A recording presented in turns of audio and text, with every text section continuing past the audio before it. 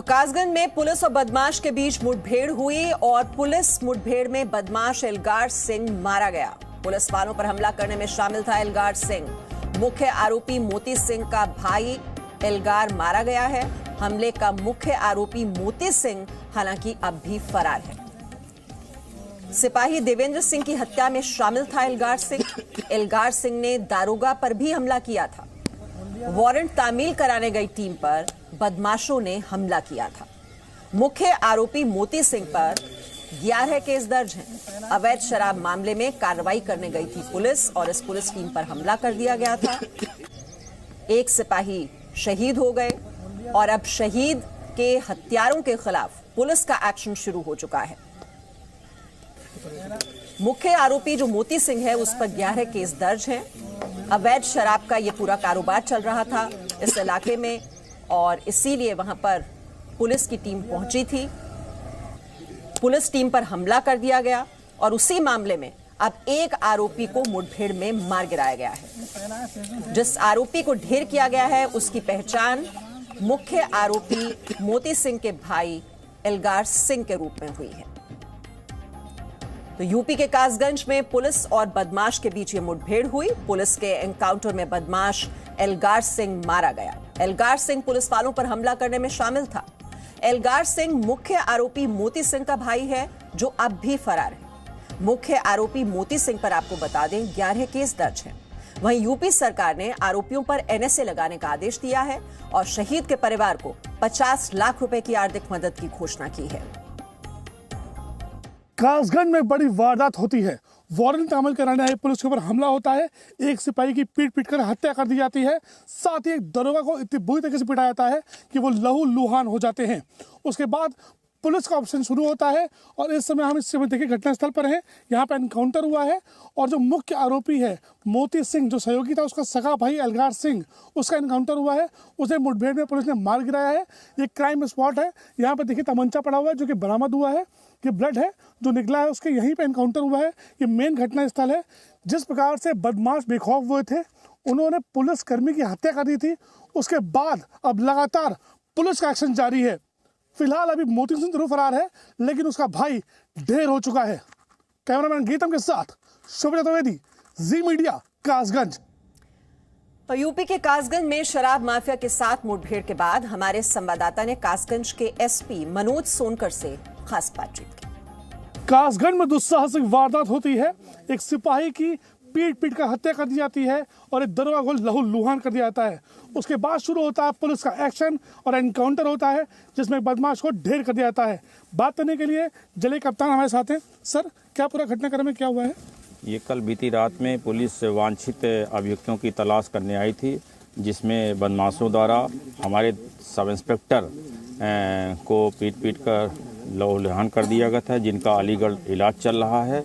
और हमारे एक सिपाही देवेंद्र की पीट कर हत्या कर दी गई थी। उनको जो है तो उनके परिवारीजनों द्वारा सूचना कर दी गई है और मौके पे मैं उपस्थित हूँ। बीती रात में जो बदमाश वांछित भी हमारे मुकदमे में चल रहा था एहलकार सनर भूवलाल नगला धीमर का नगला भिखारी के जंगल में पुलिस मुठभेड़ में वो घायल हुआ था जिसको सीएससी अस्पताल में इलाज के लिए ले जाया गया था जहाँ डॉक्टरों द्वारा उसको मृत घोषित कर दिया गया। कुछ बदमाश भागने में सफल हो गए। हमारी टीम लगातार काम्बिंग कर रही है और हमारे जो कर्मचारियों से असलहा छीना गया था उसकी भी काम्बिंग करके उसकी भी तलाश की जा रही है। जैसे ही ये असलहा हमारा बरामद होगा और अन्य अभियुक्त पकड़े जाएंगे आपको सूचित किया जाएगा। सर, बड़ी घटना हुई है। इसमें कितने अपराधियों ने घटना को अंजाम दिया है और कितने अभी फरार हैं इसमें? अभी इसमें 2 अभियुक्त नामजद हुए हैं। हमारे जो सब इंस्पेक्टर घायल हैं जिनका अलीगढ़ में इलाज चल रहा है उन्होंने इस नगला धीमर गांव के ही मोती और प्लस एहलकार जो कि अभी मुठभेड़ में पुलिस मुठभेड़ में मृत पाए गए हैं 2 लोगों का नाम लिया है और साथ में अन्य बदमाशों के बारे में भी बताया है। जैसे ही इलाज के दौरान और उनका स्वास्थ्य ठीक होगा अन्य बदमाशों को उनके द्वारा जो बताया जाएगा जानकारी करके तथ्य जुटा करके साक्ष्य जुटा करके अग्रिम कार्रवाई की जाएगी। सर, बाकियों की संख्या क्या छोड़ने वाला है? कब तक उन्हें कर लेंगे?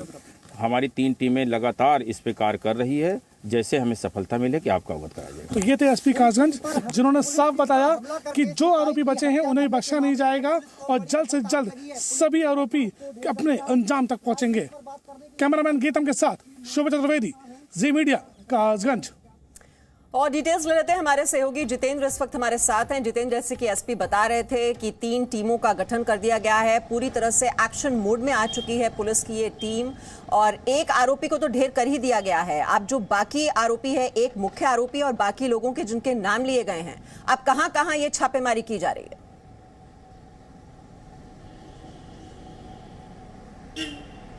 देखिए, जो पूरी रेंज है, उस रेंज की जो पुलिस है वो इस ऑपरेशन में लगी हुई है। 2 आरोपी थे मुख्य, जो कि मोती और एलकार की एनकाउंटर में मौत हो चुकी है। मोती की तलाश की जा रही है और इसके अलावा जो भी लोग बाकी इस हमले के अंदर थे, शामिल थे, उन सब की भी तलाश की जा रही है। कल जिस तरह से पुलिस को सूचना मिली थी कि दोबारा से वहाँ पर शराब का काम हो रहा है, अवैध शराब का काम हो रहा है, और पहले भी लगातार वो काम करते रहे हैं, क्योंकि मोती के ऊपर करीब दर्जन भर मामले दर्ज हैं, जो कि अलग अलग धाराओं के साथ साथ एक्साइज एक्ट के भी हैं, और वहीं एलकार के ऊपर भी 4 मामले दर्ज थे, जिसमें एक्साइज एक्ट के भी मामले दर्ज थे। तो उसी के बाद अशोक कुमार, जो कि सब इंस्पेक्टर हैं, और सिपाही देवेंद्र, ये दोनों वहां पर गए थे, छापेमारी के लिए भी गए थे और साथ ही साथ नोटिस सर्व करने के लिए गए थे, जिसके बाद दोनों के ऊपर मोती और एलकार ने अपने साथियों के साथ मिलकर के हमला किया था। सिपाही देवेंद्र की इस हमले में मौत हो गई और अशोक इसमें गंभीर रूप से घायल है, जिनका इलाज अभी अलीगढ़ के अस्पताल में चल रहा है। 2 लोगों के नाम अशोक कुमार ने अभी बताया, क्योंकि दोनों मुख्य आरोपी थे और इन्हीं की सरपरस्ती में कहें तो ये शराब माफियाओं का जो पूरा जो अवैध कारोबार चल रहा था, वो चल रहा था। इसी के बाद जैसे अशोक कुमार की हालत ठीक हो जाएगी तो बाकी जो भी आरोपी हैं उनकी भी पहचान की जाएगी। इस समय पुलिस के लिए जो सबसे ज़रूरी है वो मोती की तलाश करना है, ताकि इस पूरे नेटवर्क को तोड़ा जा सके, क्योंकि कासगंज इलाके के अंदर जो थाना क्षेत्र है, जहां पर ये अवैध शराब का काम चल रहा था, उसमें वो काफ़ी सक्रिय है और पिछले काफ़ी सालों से अवैध शराब का कारोबार करता रहा है, जिसको लगातार रोकने की कोशिश की जा रही थी, लेकिन बावजूद इसके वो अपने नेटवर्क की वजह से बार बार इस शराब के काम को शुरू कर देता था। इसी वजह से कल ये जब दोनों पुलिसकर्मी गए थे, उस दौरान ये हमला हुआ। अब पुलिस का कहना है कि एनएसए लगा दिया गया है। हालांकि एक आरोपी की मौत हो चुकी है पुलिस एनकाउंटर में। मोती, जो कि मुख्य आरोपी है, उसकी तलाश की जा रही है, एनएसए लगा दिया गया है। इसके अलावा बाकी जो आरोपी हैं उनकी भी तलाश की जा रही है और जल्द ही उनको गिरफ्त में ले लिया जाएगा, क्योंकि जो टीम जो लगी हुई है, उन्होंने पूरे इलाके को घेरा हुआ है और जहां जहां पे भी वो छिपा हो सकता है, उस जगह पर तलाश की जा रही है। जी, इस भयावह घटना के बाद मुख्यमंत्री भी जो हैं वो प्रशासनिक अमले से पल पल की जानकारी ले रहे हैं। टीमों का गठन कर दिया गया है, लेकिन जैसा बता रहे हैं कि इतने केस पहले से दर्ज थे, यानी कि ये अवैध शराब का जो कारोबार है इतने सालों से यहाँ पर फल फूल रहा था। इसी से समझा जा सकता है कि ये नेटवर्क बहुत बड़ा है, और कहीं ना कहीं कुछ ऐसा भी क्या संदेह है कि संलिप्तता यहाँ पर पुलिस महकमे की भी हो सकती है, या कौन लोग इनको शह दे रहे थे, उन तक भी पहुंचना बहुत जरूरी।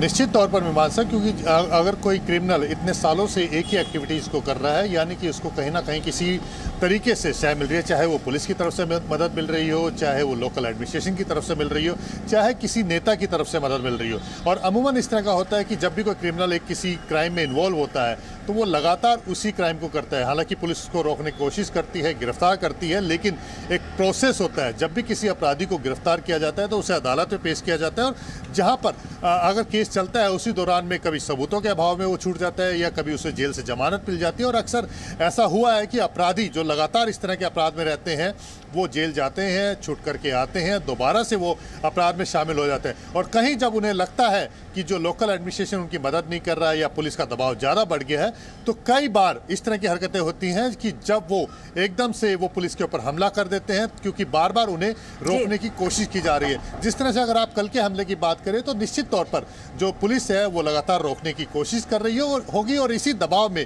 उसने अपने साथियों के साथ मिलकर के पुलिस पर हमला किया, क्योंकि पुलिस भी पूरी तैयारी के साथ नहीं गई थी और पुलिस को भी इस बात का अंदाजा नहीं था कि जो अपराधी लगातार इस तरह के अपराध कर रहा है, जिसको पुलिस पहले भी गिरफ्तार कर चुकी है, मामले दर्ज कर चुकी है, वो इस तरह से पुलिस टीम के ऊपर हमला करेगा। तो एक तरह से कह सकते हैं कि जो अपराधियों को ये संरक्षण मिलता है, वो बहुत बड़ा नेटवर्क होता है और जिसके सहारे ये इतना फल फूल जाते हैं। और ऐसे में एक और नाम इस वक्त जो सुर्खियों में चल रहा है और उसका जिक्र करना भी बहुत जरूरी हो जाता है, माफिया डॉन मुख्तार अंसारी। आप सोचिए कि वो खुद को पंजाब में सुरक्षित मानता है और यूपी के जेल में शिफ्ट किए जाने का सुप्रीम कोर्ट में विरोध कर रहा है। आखिर क्या वजह है कि पंजाब में जिस रंगदारी केस में वो जेल में है उसमें 2 साल से वो जमानत नहीं मांग रहा और आखिर क्या वजह है कि खुद पंजाब सरकार सुप्रीम कोर्ट में कह रही है कि मुख्तार को यूपी जेल में शिफ्ट नहीं किया जाना चाहिए। रिपोर्ट देखिए। हमने मुख्यमंत्री को भी पत्र भेज दिया है और अवगत करा दिया गया है कि हमारी सुरक्षा बढ़ाई जाए। हमारी घटना, हमारे साथ कभी भी घटना घट सकती है, हमारी हत्या हो सकती है और निश्चित तौर से मुख्तार अंसारी जैसे दुर्दांत अपराधी जो पंजाब के जेल में बंद है, उनके खिलाफ अगर हम ये करेंगे तो मेरे खिलाफ ये कुछ भी ये करवा सकते हैं। माफिया सरगना मुख्तार अंसारी से जान का खतरा बताते हुए योगी सरकार से सुरक्षा मांग रहे इस व्यक्ति का परिचय जान लीजिए। ये यूपी में कांग्रेस के बड़े नेता हैं। 2019 में वाराणसी से पीएम मोदी के खिलाफ कांग्रेस से चुनाव लड़ चुके हैं। प्रियंका गांधी अजय राय के लिए प्रचार कर चुकी हैं, लेकिन कांग्रेस नेता अजय राय को योगी सरकार से सुरक्षा मांगनी पड़ रही है। हमने मुख्यमंत्री को भी पत्र भेज दिया है और अवगत करा दिया गया है कि हमारी सुरक्षा बढ़ाई जाए। हमारी घटना, हमारे साथ कभी भी घटना घट सकती है, हमारी हत्या हो सकती है और निश्चित तौर से मुख्तार अंसारी जैसे दुर्दांत अपराधी जो पंजाब के जेल में बंद है, उनके खिलाफ अगर हम ये करेंगे तो मेरे खिलाफ ये कुछ भी ये करवा सकते हैं। मैं सरकार से मांग करता हूं कि यह तत्काल हमारी सुरक्षा, हमारे जितने भी साथी दोस्त हैं, सबकी सुरक्षा बढ़ाई जाए। सोचिए, एक और कांग्रेस के पूर्व विधायक मुख्तार अंसारी से खतरा बताकर सुरक्षा मांग रहे हैं और दूसरी तरफ कांग्रेस पर मुख्तार अंसारी को बचाने के आरोप है। पंजाब की रोपड़ जेल में बंद मुख्तार अंसारी अक्टूबर 2020 से बेड रेस्ट पर है। जेल प्रशासन के मुताबिक मुख्तार को डिप्रेशन समेत कई बीमारियां हैं और यूपी सरकार उसे लगातार यूपी लाने की कोशिश कर रही है। कल सुप्रीम कोर्ट में योगी सरकार ने कहा कि पंजाब की कांग्रेस सरकार मुख्तार को बचा रही है और इसकी वजह से मुख्तार के खिलाफ यूपी में गंभीर मामलों में ट्रायल रुका हुआ है। किस आधार पर पंजाब के जेल के पुलिस अधिकारी, जेल सुपरिंटेंडेंट, मेडिकल बोर्ड की रिपोर्ट को आधार बनाकर किन कारणों से नहीं भेज रहे हैं? बड़ा स्पष्ट है कि इसके पीछे कोई बड़ा राजनीतिक संरक्षण पंजाब में है। मुख्तार करीब 2 साल से मामूली आरोप में पंजाब की जेल में है। सोचिए, क्या वजह है कि वो जमानत भी नहीं मांग रहा? क्या इसके पीछे वजह यह है कि जमानत मिलते ही उसे यूपी आना पड़ सकता है? ऐसे ही सवालों को लेकर मऊ के एक व्यापारी अशोक सिंह ने राहुल गांधी और प्रियंका वाड्रा को चिट्ठी लिखी है और चिट्ठी में कहा है कि कांग्रेस को मुख्तार से इतना ही प्रेम है तो उसे यूपी कांग्रेस अध्यक्ष क्यों नहीं बना देते। तो मुख्तार अंसारी से उनके पार्टी के लोग ही डर रहे हैं, उसके बाद भी इस तरह का उनको संरक्षण देना यह हमारे समझ के परे है और लोगों के समझ के परे है कि आखिर इस तरह का अगाध प्रेम क्यों इनके प्रति जगा हुआ है। यह या तो इस तरह के लोगों को हमेशा प्रसाद देते आए हैं लोग, इस तरह का इनका स्वभाव है और हम कहेंगे कि भगवान सद्बुद्धि दें, अब से भी सद्बुद्धि दें इनको कि उनको वहाँ से अपने अमरिंदर सिंह सरकार से कहें, पंजाब सरकार से कि उनको भाई भेज दो, आप यहाँ न्याय होना है उत्तर प्रदेश में। सवाल यह है कि मुख्तार जैसा माफिया पंजाब की जेल में रहकर क्यों खुश है? क्यों पंजाब सरकार सुप्रीम कोर्ट में मांग कर रही है कि मुख्तार पर यूपी में दर्ज सभी केस पंजाब में ट्रांसफर किए जाएं? क्या वाकई कांग्रेस की मेहरबानियों से मुख्तार यूपी में ट्रायल से बच रहा है? और सबसे बड़ा सवाल यह है कि कांग्रेस को मुख्तार से हमदर्दी है या फिर अपने नेता से? ब्यूरो रिपोर्ट, जी मीडिया। और आगे बढ़ते हुए उत्तराखंड में आई हुई त्रासदी के बारे में आपको अपडेट दे दें। इस आपदा में लापता लोगों की जो संख्या है वो 206 हो गई है। तपोवन टनल में फंसे लोगों को निकालने की कोशिश भी लगातार जारी है। मलबा हटाकर टनल में लोगों तक पहुंचने की कोशिश की जा रही है। रेस्क्यू मिशन में लगातार लगे हुए हैं आईटीबीपी के जवान और मुश्किल ये आ रही है कि मलबा जितना हटाया जा रहा है उतना पीछे से पानी भी आ रहा है और ऐसे में आगे बढ़ना इस रेस्क्यू टीम के लिए बहुत ही परेशानी का सबब बना हुआ है।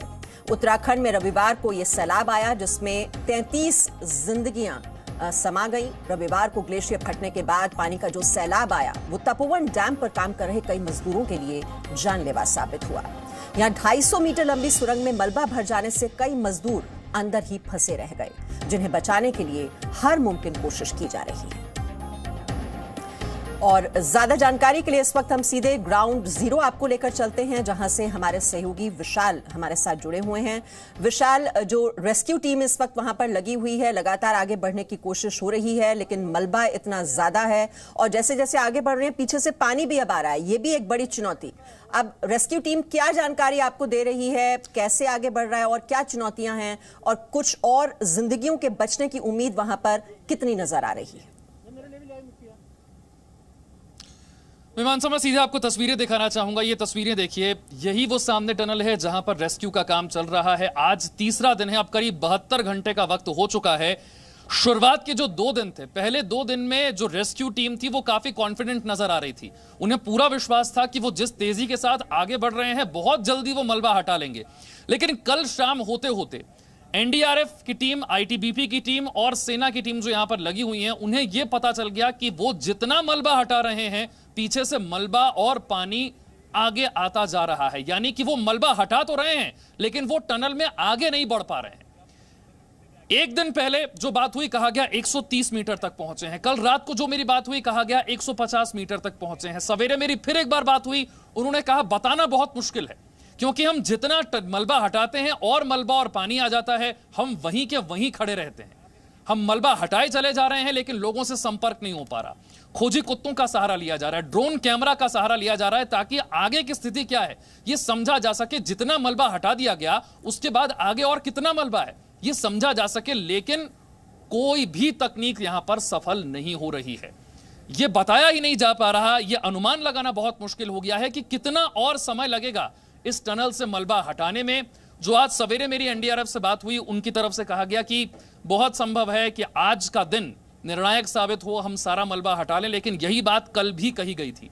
आप समझ सकते हैं कि इन टीम्स के लिए कितना मुश्किल हो रहा है, क्योंकि दिन रात, पूरी रात कल भी रेस्क्यू ऑपरेशन चलता रहा लेकिन उन लोगों से कोई संपर्क स्थापित नहीं हो पाया जो इस टनल में फंसे हुए हैं। साथ ही अब जो रेस्क्यू में लगे हैं उनके मन में भी यह सवाल है, 72 घंटे हो गए हैं, जो लोग अंदर फंसे हैं उनके सकुशल वापस लौटने की उम्मीद अब कितनी है, इसका सिर्फ अंदाजा ही लगाया जा सकता है। जी विशाल, ये कुदरत के सामने लाचारी और बेबसी की तस्वीर, और जो बाकी गांव हैं उनका भी संपर्क टूट गया है यहाँ से, और पीड़ित ग्रामीणों तक राशन और स्वास्थ्य मदद मुहैया कराई जा सके, इसकी भी कोशिशें वहां पर लगातार की जा रही हैं। ये एक और बड़ी चुनौती है। एक छोटे से ब्रेक के यहाँ पर रुक रहे हैं, लौटते हैं जल्द कुछ और खबरें लेकर। Presenting B News app available on Google Play and App Store. Download it now.